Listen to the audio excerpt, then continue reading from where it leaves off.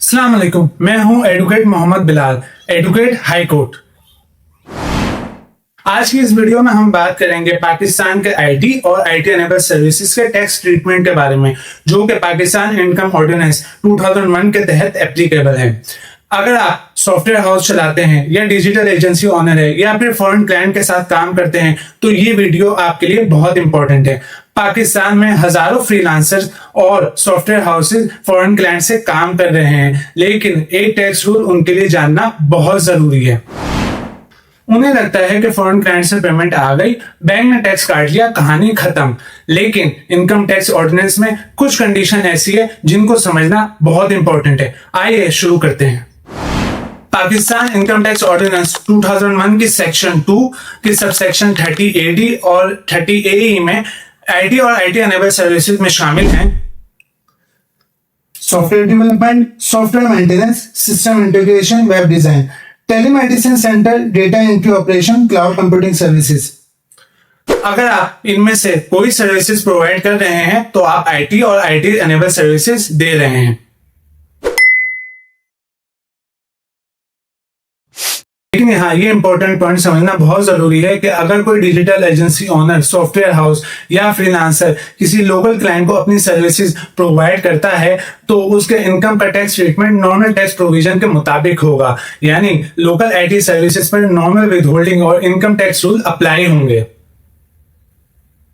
और जब यही सॉफ्टवेयर हाउसेज, डिजिटल एजेंसीज और फ्रीलांसर्स अपनी सर्विसेज को फॉरेन क्लाइंट्स को देते हैं, जिससे फॉरेन एक्सचेंज पाकिस्तान में आता है और पाकिस्तान का फॉरेन एक्सचेंज रिजर्व बढ़ता है, तो गवर्नमेंट ऑफ पाकिस्तान ने आईटी सेक्टर को और आईटी एक्सपोर्ट को प्रमोट करने के लिए स्पेशल टैक्स ट्रीटमेंट दिया है। और फाइनेंस बिल 2026 में इस कंसेशनरी रिड्यूस रेट 0.25% को टैक्स रेट 2029 तक एक्सटेंड कर दिया गया है।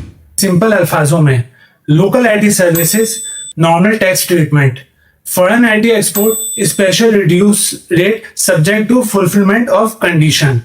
अब यहाँ सवाल ये है कि किन किन लोगों को रिड्यूस रेट का टैक्स बेनिफिट मिलेगा और सेक्शन 154A के तहत कौन सी कंडीशन पूरी करना लाजमी है।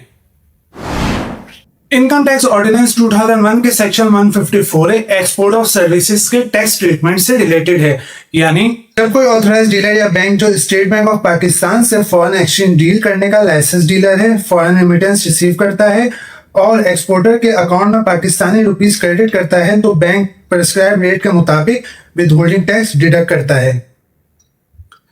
यानी एक्सपोर्ट प्रोसीड रिसीव होने पर टैक्स डिडक्शन की जिम्मेदारी बैंक की होती है। लेकिन सेक्शन 154 है सिर्फ आईटी सर्विसेज तक लिमिटेड नहीं, बल्कि उन तमाम एक्सपोर्ट ऑफ सर्विसेज पर अप्लाई होती है जो पाकिस्तान से बाहर प्रोवाइड की जाती हैं। इनमें शामिल है computer software, IT services, IT enable, Pakistan से बाहर प्रोवाइड की गई टेक्निकल सर्विसेज, रॉयल्टी, कमीशन और fees, foreign construction contracts, foreign commission और वो तमाम दूसरी सर्विसेज जो federal board of revenue work के साथ नोटिफाई करे।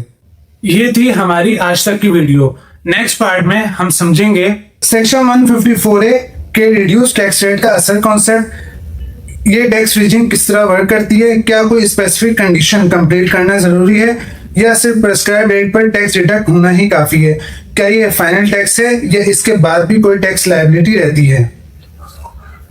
तो मिलते हैं नेक्स्ट वीडियो में, तब तक हमारी वीडियो को लाइक और शेयर करें और हमारे पेज को सब्सक्राइब और फॉलो करें।